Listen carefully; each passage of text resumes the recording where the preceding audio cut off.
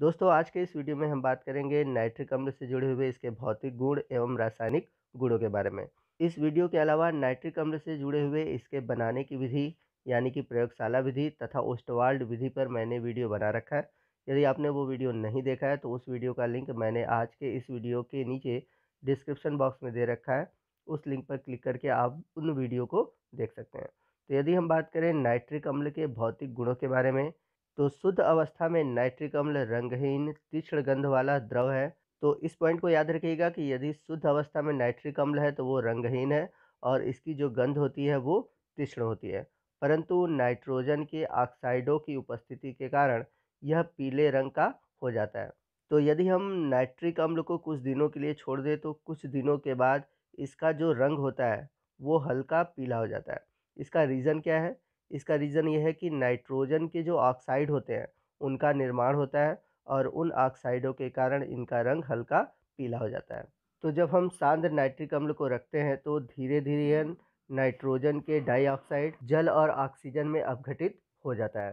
तो nitrogen dioxide की जो रंग होती है वो हल्की भूरी होती है और जब हम नाइट्रिक अम्ल को कुछ दिनों के लिए छोड़ देते हैं तो इसमें उत्पन्न होने वाला जो नाइट्रोजन डाइऑक्साइड है वो धीरे धीरे शुद्ध नाइट्रिक अम्ल में घुलता जाता है और रंगहीन शुद्ध नाइट्रिक अम्ल नाइट्रोजन डाइऑक्साइड के घुलने के कारण हल्के पीले रंग में परिवर्तित हो जाता है। आइए बात करते हैं दूसरे भौतिक गुण के बारे में। तो यह जल में अत्यधिक विलेय है। आइए चलते हैं अगले पॉइंट की ओर। अगला पॉइंट ये कह रहा है कि इसका विशिष्ट घनत्व होता है, यानी कि इसका घनत्व होता है 1.504 ग्राम पर ml। इस कारण यह जल से क्या होता है, भारी होता है। वहीं हम बात करें नाइट्रिक अम्ल के क्वथनांक के बारे में, तो इसका क्वथनांक होता है 355.6 केल्विन और हिमांक होता है 231.4 केल्विन। अगला पॉइंट ये कह रहा है कि प्रयोगशाला कोटि के नाइट्रिक अम्ल में HNO3 के 68% द्रव्यमान होते हैं। यानी कि प्रयोगशाला में जो हम नाइट्रिक अम्ल यूज़ करते हैं उनमें 68% नाइट्रिक अम्ल घुला होता है। तो यदि हम 100 ml नाइट्रिक अम्ल का लेते हैं तो उसमें 68 ग्राम HNO3 घुला होता है। तो ये तो बात हुई नाइट्रिक अम्ल के भौतिक गुणों के बारे में। आइए नेक्स्ट हम बात करते हैं नाइट्रिक अम्ल के रासायनिक गुणों के बारे में, यानी कि chemical properties of nitric acid. तो इसका पहला रासायनिक गुण है अम्लीय लक्षण, यानी कि अम्लीय प्रकृति। तो नाइट्रिक अम्ल एक प्रबल अम्ल है और इसका जलीय विलयन पूर्णतः वियोजित होता है और वियोजित होकर हाइड्रोनियम आयन तथा नाइट्रेट आयन देता है। तो जैसा कि हम सभी जानते हैं कि नाइट्रिक अम्ल का फार्मूला होता है HNO3 और जब हम इसे जल में घोलते हैं तो ये पूर्ण रूप से वियोजित हो जाता है और वियोजित होकर H+ आयन और नाइट्रेट आयन देता है। तो जो बना हुआ H+ आयन है वो जल से क्रिया करेगा क्योंकि जल के पास जोड़ों में इलेक्ट्रॉन देने के लिए है और H+ आयन है, यानी कि वो इलेक्ट्रॉन ले सकता है। तो इस तरह से यह अभिक्रिया करता है और बनाता है H3O+, जिसे हम बोलते हैं हाइड्रोनियम आयन। तो इस प्रकार से जब नाइट्रिक अम्ल जल में घोला जाता है तो इसका जलीय विलयन देता है हाइड्रोनियम आयन और नाइट्रेट आयन। यदि हम दोनों अभिक्रियाओं को एक साथ लिखें तो जो ओवरऑल रिएक्शन हमें मिलेगा, तो हम देख सकते हैं कि हाइड्रोजन आयन दोनों तरफ है, उत्पाद में भी है, अभिकारक में भी है। तो हम इसे कैंसिल कर देंगे। तो कैंसिल करने के बाद हमें क्या मिलेगा, अभिकारक की तरफ मिलेगा HNO3 और जल, और उत्पाद की ओर हमें मिलेगा हाइड्रोनियम आयन और नाइट्रेट आयन। तो इस प्रकार से नाइट्रिक अम्ल को जल में घोलने पर हाइड्रोनियम आयन और नाइट्रेट आयन मिलता है और हम सभी जानते हैं कि जो पदार्थ जल में घुलने पर हाइड्रोनियम आयन देते हैं उन्हें हम अम्ल कहते हैं। अब बात आती है कि नाइट्रिक अम्ल प्रबल अम्ल क्यों है, क्योंकि यह पूर्ण रूप से वियोजित हो जाता है। अभी हम लोगों ने पढ़ा कि नाइट्रिक अम्ल जो होता है वह अम्लीय प्रकृति प्रदर्शित करता है और जब भी हम अम्ल में नीला लिटमस डालते हैं तो वो किस में बदल जाता है, लाल रंग में बदल जाता है। इसके अलावा हम यह भी जानते हैं कि जब भी हम अम्ल की अभिक्रिया क्षार से कराते हैं तो लवण और जल बनता है। तो जब हम नाइट्रिक अम्ल की अभिक्रिया किसी क्षार से कराएं, जैसे कि यहाँ पर हम NaOH से कराते हैं, सोडियम हाइड्रोक्साइड से कराते हैं, तो सोडियम नाइट्रेट और जल बनता है। तो यहाँ पर जो सोडियम नाइट्रेट है यानी कि NaNO3 है वह एक लवण है। बात करते हैं नाइट्रिक अम्ल के अगले रासायनिक गुण के बारे में, जो कि है ऑक्सीकारक गुण और मोस्ट इम्पॉर्टेंट है। आप इसे ध्यान से समझिएगा। तो नाइट्रिक अम्ल अपघटित होकर नवजात ऑक्सीजन देता है, अतः यह एक प्रबल ऑक्सीकारक का कार्य करता है। तो जैसा कि पीछे हमने देखा कि यदि हम नाइट्रिक अम्ल के सांद्र विलयन को लेते हैं तो वह नाइट्रोजन डाइऑक्साइड, जल और ऑक्सीजन देता है। तो यहाँ पर आप देख सकते हैं कि ऑक्सीजन परमाणु बन रहा है जिसे हम नवजात ऑक्सीजन कहते हैं। तो ये जो उत्पन्न हुआ ऑक्सीजन है ये बहुत ही क्रियाशील है और विभिन्न पदार्थों के साथ जुड़कर उसका ऑक्सीकरण करता है। अब यदि हम नाइट्रिक अम्ल के सांद्र विलयन के अलावा इसके हम तनु विलयन को लें तो इसका अपघटन कुछ अलग प्रकार से होता है। तो जब हम तनु विलयन लेते हैं तो यह NO और ऑक्सीजन परमाणु यानी कि नवजात ऑक्सीजन में अपघटित हो जाता है। तो सांद्र विलयन में यह नाइट्रोजन डाइऑक्साइड में अपघटित हुआ था, लेकिन तनु विलयन में यह नाइट्रिक ऑक्साइड में अपघटित होता है और नवजात ऑक्सीजन आप देख सकते हैं बन रहा है। तो चाहे आप सांद्र विलयन लें, चाहे तनु विलयन लें, दोनों में नाइट्रिक अम्ल ऑक्सीजन यानी कि नवजात ऑक्सीजन देता है और यह नवजात ऑक्सीजन किसी दूसरे पदार्थ का ऑक्सीकरण करता है। तो इस प्रकार से हम कह सकते हैं कि जो नाइट्रिक अम्ल है, यह एक प्रबल ऑक्सीकारक है। तो इस पॉइंट को आप याद रखिएगा क्योंकि इस आधार पर हम अनेक रासायनिक अभिक्रियाओं को करेंगे। तो नाइट्रिक अम्ल अनेक धातुओं और अधातुओं को ऑक्सीकृत करता है। क्यों ऑक्सीकृत करता है? क्योंकि मैंने अभी बताया था कि इसमें जो नवजात ऑक्सीजन बनते हैं वे दूसरों पदार्थों का ऑक्सीकरण करते हैं। ऑक्सीकरण के उत्पाद अम्ल की सांद्रता, ताप तथा ऑक्सीकृत होने वाले पदार्थों की प्रवृत्ति पर निर्भर करते हैं। तो जब भी हम किसी पदार्थ का ऑक्सीकरण कराते हैं नाइट्रिक अम्ल से तो वहाँ पर डिपेंड करता है कि जो नाइट्रिक अम्ल है उसकी सांद्रता क्या है यानी कि सांद्र है या फिर तनु विलयन है, उस समय टेम्परेचर क्या है और जो पदार्थ है यानी कि हम जिसका ऑक्सीकरण कर रहे हैं वो पदार्थ का प्रकृति कैसा है। तो ऑक्सीकरण करने के लिए यानी कि नाइट्रिक अम्ल द्वारा ऑक्सीकरण करने के लिए हमें इन बातों का ध्यान रखना होगा। तो यहाँ पर आप इस पॉइंट को याद रखिएगा कि जो नाइट्रिक अम्ल है यह प्रबल ऑक्सीकारक है और नाइट्रिक अम्ल कभी भी अपचायक की तरह कार्य नहीं करता। तो मोस्ट इम्पॉर्टेंट है, आप इसको नोट कर लीजिएगा। तो आइए हम देखते हैं कि अधातुओं का ऑक्सीकरण नाइट्रिक अम्ल से कैसे होता है। तो यदि हम सांद्र नाइट्रिक अम्ल के साथ अधातुओं की अभिक्रिया कराते हैं तो उन पदार्थों का ऑक्सी अम्ल बनता है। तो यानी कि जब भी हम अधातुओं की अभिक्रिया कराएंगे तो इस बात का याद रखिएगा कि वहाँ पर हम सांद्र नाइट्रिक अम्ल का उपयोग करेंगे और उस अभिक्रिया में हमेशा अधातुओं के ऑक्सी अम्ल बनेंगे। तो आइए उदाहरण के थ्रू हम इसे समझते हैं। तो यहाँ पर हम कार्बन का ऑक्सीकरण करते हैं। हम सभी जानते हैं कि जो कार्बन है यह एक अधातु है। तो आइए देखते हैं कि सांद्र नाइट्रिक अम्ल से कार्बन का ऑक्सीकरण कैसे होता है। तो सबसे पहले हम देखते हैं नाइट्रिक अम्ल। तो सांद्र नाइट्रिक अम्ल जब अपघटित होता है तो हमने पीछे देखा कि यह नाइट्रोजन के डाइऑक्साइड, जल और नवजात ऑक्सीजन में अपघटित होता है। तो सबसे पहले हमने इसके अपघटन की अभिक्रिया ली और हम सभी जानते हैं कि जो ये ऑक्सीजन बनता है यानी ये जो नवजात ऑक्सीजन बना है यही क्या करता है, दूसरे पदार्थों का ऑक्सीकरण करता है। तो यहाँ पर यह कार्बन से ऑक्सीजन अभिक्रिया करेगा और बनाएगा CO2। तो इसको बैलेंस करने के लिए यहाँ पर हमने 2 अणु ऑक्सीजन के लिए हैं। तो इस प्रकार से हमने लिखा है C+2O = CO2। तो आइए इन दोनों रिएक्शन को हम ऐड करते हैं। तो इन दोनों रिएक्शन को ऐड करने से पहले ऊपर वाले रिएक्शन में हमें ऑक्सीजन को संतुलित करना होगा क्योंकि नीचे हमने 2 अणु ऑक्सीजन के लिए हुए हैं। तो ऊपर ऑक्सीजन को संतुलित करने के लिए हमें इस रिएक्शन में 2 का गुणा करना होगा। तो पहले वाले रिएक्शन में हम 2 से गुणा करेंगे, तो जब 2 से गुणा करेंगे तो कुछ इस तरह से हमारा रिएक्शन मिलेगा। तो 2 से गुणा करने पे ये 2 है और 2 का मल्टीप्लाई कर देंगे तो 4HNO3 हो जाएगा। यहाँ पर 2 NO2 है तो यहाँ पर 4NO2 हो जाएगा। वहाँ पर H2O 1 है तो 2H2 हो जाएगा और ऑक्सीजन 2 हो जाएंगे। और नीचे वाले रिएक्शन को हम वैसे ही लिख देंगे। अब जब हम ओवरऑल रिएक्शन को जोड़ेंगे तो यहाँ पर देख सकते हो अभिकारक और उत्पाद दोनों में 2 ऑक्सीजन है तो इनको कैंसिल कर देंगे। अब जब ओवरऑल रिएक्शन को जोड़ेंगे तो देखेंगे लेफ्ट साइड है 4HNO3 और कार्बन, तो हम लिख लेंगे 4HNO3 प्लस कार्बन। और राइट साइड हम देखेंगे कि क्या बचा हुआ है, तो राइट साइड है आपका CO2 बना हुआ है, 4HNO2 है और जल है। और जल के कितने अणु हैं? 2 अणु हैं। तो इस तरह से जो हमारा ओवरऑल रिएक्शन होगा वो होगा 4HNO3 प्लस कार्बन और इनके अभिक्रियाओं के फलस्वरूप जो प्रोडक्ट बनेगा कार्बन डाइऑक्साइड, नाइट्रोजन डाइऑक्साइड और जल। तो आप लास्ट वाला जो रिएक्शन है वो ओवरऑल रिएक्शन है, आप इसको याद कर सकते हैं। लेकिन यहाँ पर मैंने आपको पूरी अभिक्रिया को समझने के लिए पूरा रिएक्शन बताया हुआ कि यह अभिक्रिया वास्तव में होती कैसी है। आई होप आपको यह अभिक्रिया समझ में आ गया होगा। तो जब हम सांद्र नाइट्रिक अम्ल की कार्बन से अभिक्रिया कराते हैं तो यह कार्बन को कार्बन डाइऑक्साइड में ऑक्सीकृत कर देता है। तो आइए इसी प्रकार हम देखते हैं सल्फर का ऑक्सीकरण, और हम सभी जानते हैं कि सल्फर एक अधातु है।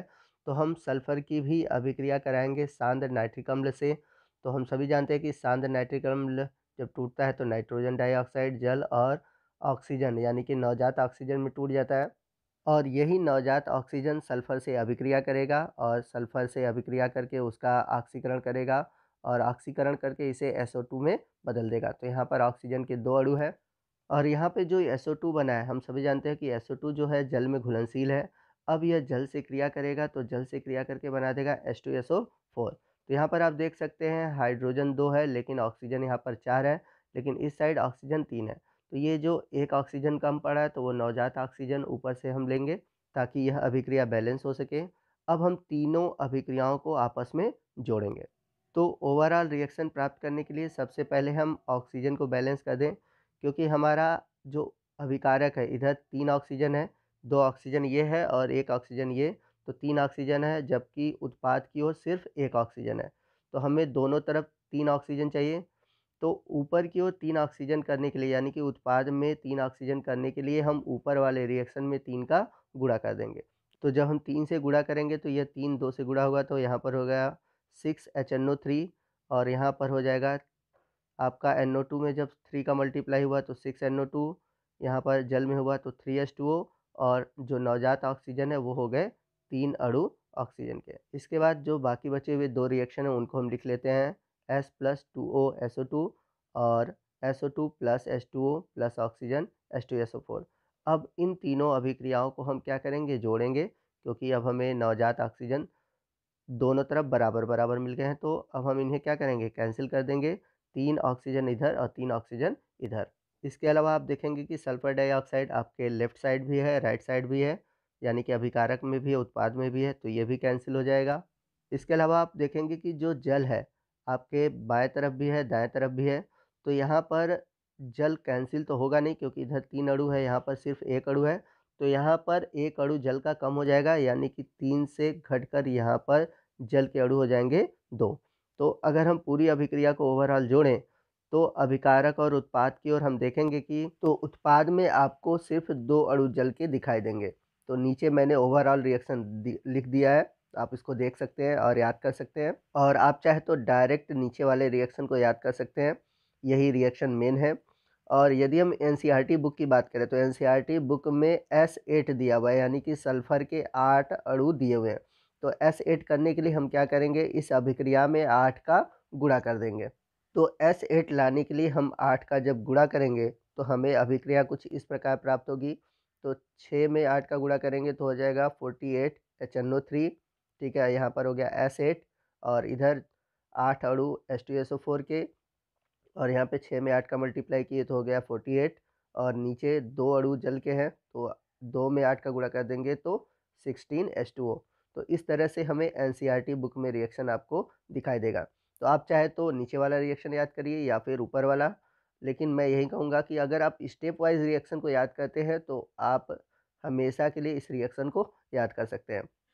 अब यदि हम पूरी प्रक्रिया को अपने वर्डों में लिखना चाहें, अपने शब्दों में लिखना चाहें, तो इस प्रकार से लिख सकते हैं कि सांद्र नाइट्रिक अम्ल की सल्फर से अभिक्रिया कराने पर यह सल्फ्यूरिक अम्ल में ऑक्सीकृत हो जाता है। यानी कि जब हमने सांद्र नाइट्रिक अम्ल से सल्फर की अभिक्रिया कराया तो सल्फ्यूरिक अम्ल का निर्माण हुआ। तो यहाँ पर हमने एक चीज़ देखा कि जब हमने कार्बन का ऑक्सीकरण कराया और सल्फर का ऑक्सीकरण कराया तो इन दोनों में हमें अंतर दिखाई दिया। वो अंतर क्या है, आइए समझते हैं। तो सबसे पहले नाइट्रिक अम्ल का अपघटन हुआ। अब जब अपघटन हुआ तो ऑक्सीजन की क्रिया हमने कार्बन से कराई और कार्बन डाइऑक्साइड बना। वहीं सल्फर की बात करें तो सल्फर में भी वैसे हुआ, नाइट्रिक अम्ल का अपघटन कराया और जो ऑक्सीजन बना उसका सल्फर से अभिक्रिया कराया, और जो सल्फर डाइऑक्साइड बना वो जल से अभिक्रिया करके सल्फ्यूरिक अम्ल का निर्माण किया। अब यहाँ पर आप कह सकते हैं, यानी कि आपके दिमाग में ये बात ज़रूर चल रही होगी कि जब हम कार्बन डाइऑक्साइड बन रहा है तो उसकी अभिक्रिया हम जल से करा सकते हैं, और जब हम कार्बन डाइऑक्साइड की अभिक्रिया जल से कराएंगे तो बनेगा H2CO3, जिसे हम कहते हैं कार्बोनिक अम्ल। और ये जो कार्बोनिक अम्ल है ये बहुत कम स्थायी होता है, यानी कि यह जल्द ही कार्बन डाइऑक्साइड और जल में टूट जाता है। तो अस्थायी होने के कारण यह टूट जाता है। तो कार्बोनिक अम्ल का जो निर्माण होता है कुछ ही सेकंड के लिए होता है, यानी कि जल्द ही ये टूट जाता है। तो इस रिएक्शन का कोई फ़ायदा नहीं, इसलिए मैंने इस रिएक्शन को नहीं बताया। लेकिन आपने जब सल्फ़र में देखा कि यहाँ पर जो सल्फ़र डाइऑक्साइड है और जल से अभिक्रिया कराता है तो बनाता है H2SO4, जो कि एक स्थायी उत्पाद है। तो इस तरह से आप इन दोनों अभिक्रियाओं को कंपेयर कर सकते हैं। आइए अगली अभिक्रिया देखते हैं। तो अगले अभिक्रिया में हम फास्फोरस की अभिक्रिया कराएँगे, यानी कि फास्फोरस का ऑक्सीकरण कराएँगे। तो आपको पैटर्न अब समझ में आ गया होगा कि फास्फोरस हम सभी जानते हैं अधातु है। तो अधातु है तो इसकी अभिक्रिया किससे कराएँगे? सांद्र नाइट्रिक अम्ल से। तो नाइट्रिक अम्ल का अपघटन करेंगे। तो नाइट्रिक अम्ल का अपघटन किस प्रकार होता है आपको पता चल गया है। अब हम इसकी अभिक्रिया कराएँगे, यानी कि नवजात ऑक्सीजन की अभिक्रिया कराएँगे फास्फोरस से, और फास्फोरस से अभिक्रिया करा के बनाएँगे P2O5। अब आप कह सकते हैं यहाँ पे सर हम तो P2O3 भी बना सकते हैं। तो हाँ जी, ज़रूर बना सकते हैं, परंतु जो P2O5 है यह बहुत ज़्यादा अम्लीय है, इसलिए हम इसका निर्माण करेंगे। तो इसको बैलेंस करने के लिए यहाँ पर हमने 2 फास्फोरस यूज़ किया, और ऑक्सीजन को बैलेंस करने के लिए यहाँ पर हमने 5 ऑक्सीजन को बैलेंस किया। तो यहाँ पर जो P2O5 बना है यह एक प्रबल अम्ल है, तो ये जल से अभिक्रिया करेगा और बनाएगा फास्फोरिक अम्ल, यानी कि H3PO4। तो आइए तीनों अभिक्रियाओं को जोड़ते हैं और देखते हैं ओवरऑल रिएक्शन क्या होगा। तो यहाँ पर हम देखेंगे कि 5 ऑक्सीजन है अभिकारक की ओर, और उत्पाद की ओर इधर केवल 1 ऑक्सीजन है। तो हम क्या करेंगे, ऊपर वाले रिएक्शन में 5 का गुणा कर देंगे, और जब 5 का गुणा करेंगे तो कुछ इस तरह से अभिक्रिया हमें मिलेगी। तो 5 का गुणा करने पर ये हो जाएगा 10, ये हो जाएगा 10, यहाँ हो जाएगा 5 और यहाँ पर हो जाएगा 5। तो इस तरह से नीचे मैंने रिएक्शन लिख रखा है। अब बाकी जितने भी रिएक्शन हैं हम उन्हें लिख लेंगे। अब हम क्या कहते हैं, तीनों रिएक्शन को जोड़ते हैं। तो यहाँ पर ऑक्सीजन 5 है, यहाँ भी ऑक्सीजन 5 है, तो इसको हम कैंसिल कर देंगे। अब यहाँ पर आप देख सकते हैं P2O5, यहाँ पर भी P2O5 है, इन दोनों को कैंसिल कर लेंगे। अब यदि यहाँ पर जल देखेंगे तो यहाँ पर केवल 3 अणु जल के हैं, यहाँ पर 5 अणु जल के हैं। तो यहाँ पर कैंसिल तो नहीं होगा, केवल घटेगा, तो 5 में से 3 घट जाएंगे, तो यहाँ पर सिर्फ 2 अणु जल के बचेंगे, यानी कि 2H2O बचेगा। तो इस तरह से आप देखेंगे लेफ्ट साइड आपको मिलेगा 10HNO3 और 2P। इसके अलावा आप राइट साइड देखेंगे तो आपको मिलेगा 2H3PO4 plus 10NO2 plus 2H2O। क्यों 2H2O मिलेगा? क्योंकि आपका जो लेफ्ट साइड 3H2O था वो राइट साइड के 5H2O से घट गया, तो बच गया आपका सिर्फ 2H2O। तो यदि हम बात करें एनसीईआरटी बुक की, तो एनसीईआरटी बुक में आप देखेंगे यहाँ पर P4 यूज़ हुआ है, क्योंकि जो फास्फोरस होता है वो टेट्रा एटॉमिक होता है। तो यहाँ पर इसे 4 करने के लिए हम क्या करेंगे, इस अभिक्रिया में 2 का गुणा करेंगे। तो जब हम 2 का गुणा कर देंगे तो हमें कुछ इस तरह से रिएक्शन मिलेगा। तो 2 का गुणा करने पर यहाँ पर हो जाएगा 20HNO3, यहाँ पर P4 हो जाएगा, और बाकी यहाँ पे 2 था तो यहाँ पे 4 हो जाएगा, यहाँ पर 10 था तो 20 हो जाएगा, यहाँ पे 2 था तो यहाँ पर 4 हो जाएगा। तो आपको एनसीईआरटी बुक में इस तरह से रिएक्शन मिलेंगे। क्यों मिलेंगे? क्योंकि जो फास्फोरस होता है वो टेट्रा एटॉमिक होता है। तो आइए देखते हैं हम इसे कैसे परिभाषित करेंगे। तो जब हम सांद्र नाइट्रिक अम्ल की फास्फोरस से अभिक्रिया कराते हैं तो सांद्र नाइट्रिक अम्ल फास्फोरस को फास्फोरिक अम्ल में ऑक्सीकृत कर देता है। चलते हैं अगली अभिक्रिया की ओर, और अगली अभिक्रिया है आयोडीन का ऑक्सीकरण, यानी कि नाइट्रिक अम्ल से जब हम आयोडीन की अभिक्रिया कराएंगे तो क्या होगा। तो इस रिएक्शन का आंसर आप हमें कमेंट बॉक्स में कमेंट करके बताएंगे, और आपको यदि डाउट होगा तो आप हमसे कमेंट करके पूछ सकते हैं। तो दोस्तों आज की वीडियो में बस इतना ही, मिलते हैं अगले वीडियो में अगले टॉपिक के साथ। तब तक के लिए जय हिंद, जय भारत।